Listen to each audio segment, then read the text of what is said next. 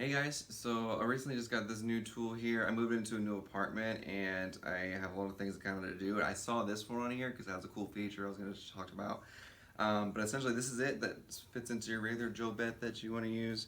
And inside here you can kind of see how it has these little push-in points here that actually allows you to screw in any different type of uh, shape essentially without having to change out the bit all the time. So like here, this is just an example. You can kind of see how you stick this in here and you can turn it and it will actually fit to that exact size.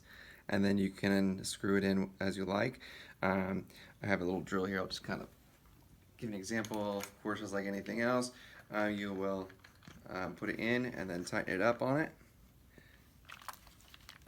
There we go.